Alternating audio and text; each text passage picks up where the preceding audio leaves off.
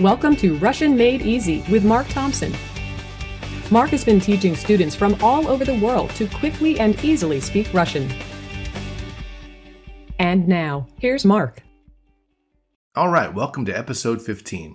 Today we'll be talking about where we live, so let's start by repeating these two phrases. Я живу. Я живу. Ты живешь. Ты живешь. You might be thinking, wait, didn't we already kind of learn this? In the third podcast, we learned to say things like, I'm an American and I'm Australian. True, we did learn that, but that doesn't necessarily mean you currently live in America or Australia. You might be living in Moscow or Kiev. Anyway, let's repeat those two phrases again. Can you remember them? Я живу. Я живу. Ты живешь.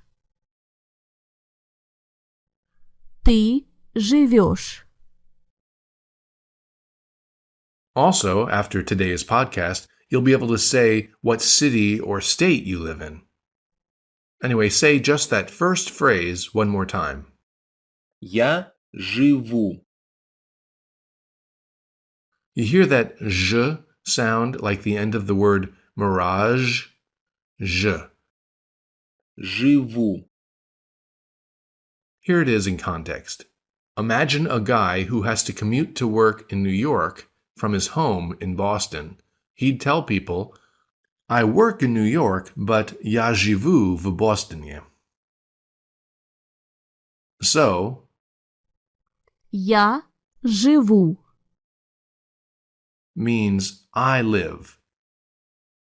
Try saying, I live in New York.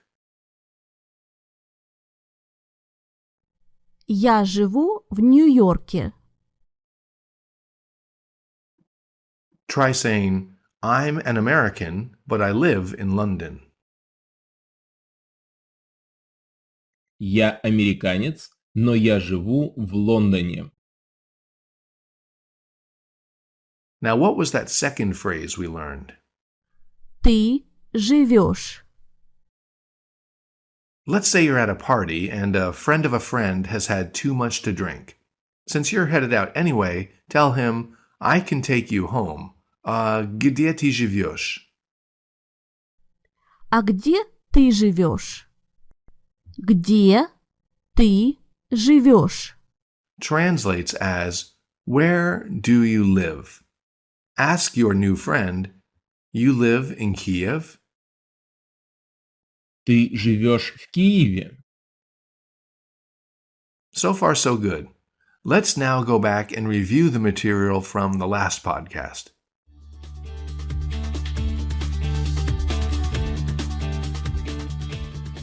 So with just two words, ask your friend, where are you? Ты где?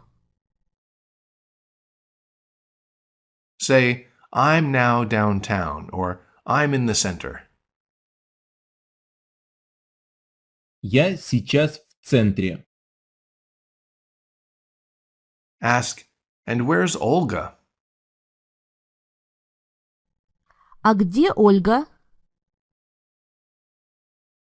Say, she's now at work. Она сейчас на работе. Did you remember that работа requires na instead of that v or f sound we would have expected? Great. Then let's keep going. Imagine you're in a cafe. Tell the waitress, I'll have Russian pancakes, please. Я буду блины, пожалуйста. Then add, and I want coffee, please. И я хочу кофе, пожалуйста. And now say, I live in Moscow. Я живу в Москве. Listen to those three verb phrases one more time. Я буду. Я хочу. Я живу. I know it's only three examples, but do you notice a pattern? When a Russian speaker starts with ya, the end of his verb will always have an oo sound, as long as he's not using the past tense. Sometimes the oo or u sound will be right before the end, like these. Listen closely. Я боюсь. Я занимаюсь. Do you hear the u sound in there? Zanimayus. Я занимаюсь. Bayus. Я боюсь. So to repeat, with very few exceptions, the ya form of verbs will end in an oo sound. And that leads me to today's tip.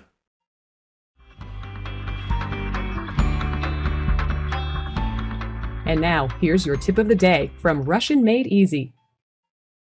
This is one of the most important language learning tips I can give you. Never, ever learn grammar by memorizing rules or charts.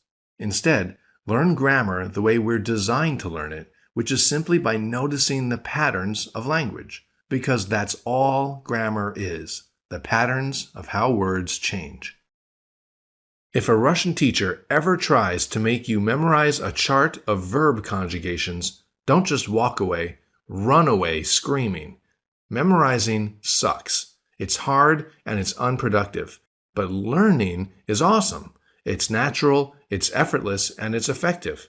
And that's what you're doing when you notice the patterns of a language. That's what Russian infants are doing too.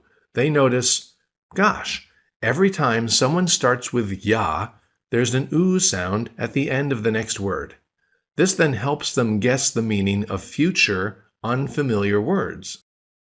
The language center of his brain absolutely understands these patterns and what they're associated with, for sure. That's what's going on. This is why native speakers usually make terrible teachers. They're teaching you grammar the way they remember being taught in grade school, but that's not how they learned it. They were completely fluent in Russian before they ever even attended kindergarten. Heck, they learned all of the word endings before they could even read. How? By picking up on the patterns. The things they learn in school are all the fancy grammar names, all the declension charts, and all that stuff. That's what they remember, and that's why they burden you with it. I don't teach that way. Yes, eventually it's good to know certain grammar terms, but only after you have the patterns mastered.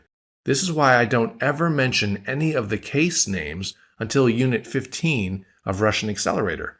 Throughout the course, I simply help you discover the patterns of how Russian words change.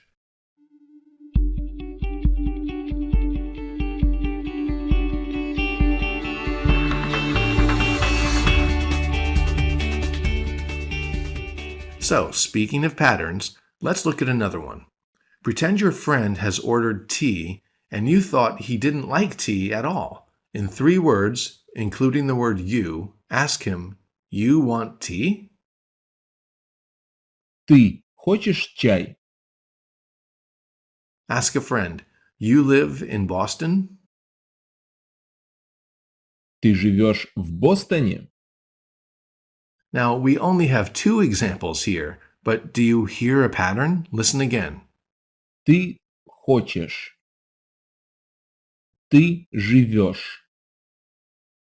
When a Russian speaker starts with the word ты, the end of the verb will always have an ish sound, as long as they're not talking about the past tense.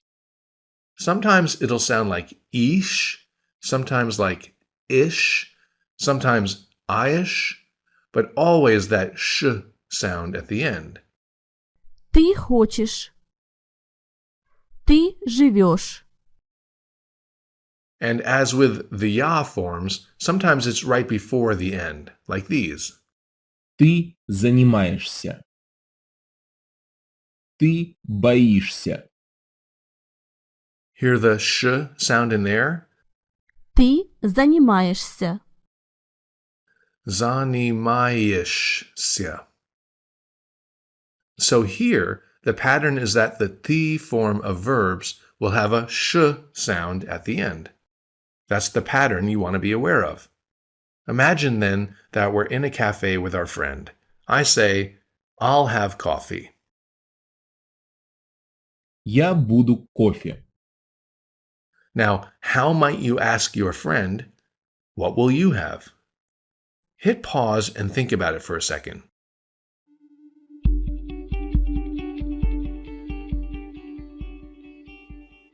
What will you have? Что ты будешь? Что ты будешь? Let's compare the ya and the forms side by side. Repeat after the speaker. Я буду. Ты будешь. Я хочу. Ты хочешь. Я живу. Ты живешь. So it's always ya something u and the something sh. So from now on, try to keep your ear out for those patterns. And let's go back now to our main construction of the day. Imagine you're showing your new Russian friend some photos, one of which is the city you live in. Your friend will ask, "Is this blank?" And you'll answer, "Yes, I live in blank." So let's try that. Это Нью-Йорк? Say, "Yes, I live in New York." Да, я живу в Нью-Йорке.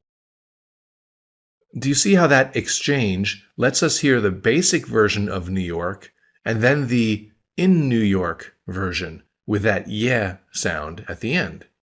Let's try another. This time, though, I won't prompt you. Just reply to the speaker's question the way we did in the first example. Это Лондон? Да, я живу в Лондоне. Это Санкт-Петербург? Да, я живу в Санкт-Петербурге. Это Севастополь? Да, я живу в Севастополе. Это Лос-Анджелес? Да, я живу в Лос-Анджелесе. Это Вашингтон? Да, я живу в Вашингтоне. Now, regardless of whether we're talking about a city or a state, if it ends in an O sound, it won't change. Listen. Это Чикаго? Да, я живу в Чикаго. They didn't say Chicago, yeah. It just ends with that O. В Чикаго. В Чикаго. And if the word ends in a ya sound, like Australia or California, listen to the new ending. Это Калифорния? Да, я живу в Калифорнии. Instead of the expected yeah sound, we just get a long E.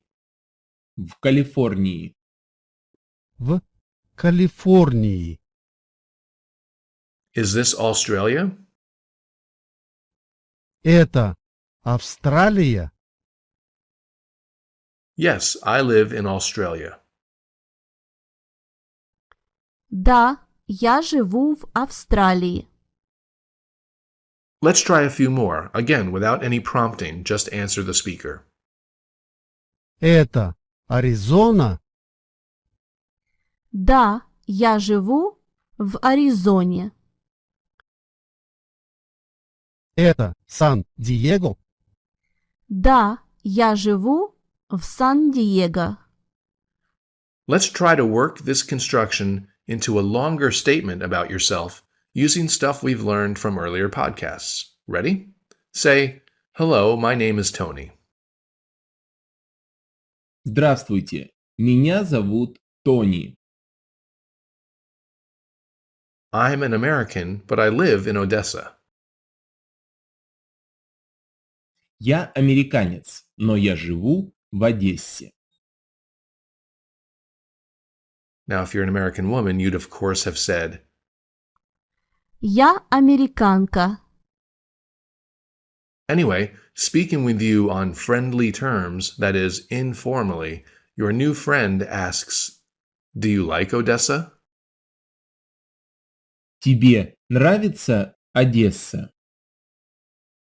Yes, I love Odessa. Да, я люблю Одессу. Did you get all three forms of the word Odessa correct? We heard Odessa, Odessia, and Odessu. If you got all three correct, give yourself an A+ for having excellent Russian grammar. It really will impress your Russian friends that you speak so grammatically. Anyway, let's try that same exchange but with different content words. Say, hello, my name is Robert. Здравствуйте, меня зовут Роберт. I'm an Englishman, but I live in Moscow. Я англичанин, но я живу в Москве. Again, speaking with you on friendly terms, your new friend asks, Do you like Moscow? Тебе нравится Москва? Tell her, Yes, I love Moscow. Да, я люблю Москву. For homework, try that exchange with some other combinations. And of course, make sure you've made flashcards for these new constructions. In the next episode, we'll learn to talk about one of the most common topics of conversation, where we work. Meanwhile, head over to RussianMadeEasy.com for today's transcript and audio downloads, and I'll see you next time. This has been another episode of Russian Made Easy with Mark Thompson. For more time-saving tips and shortcuts for learning Russian, head over to RussianMadeEasy.com.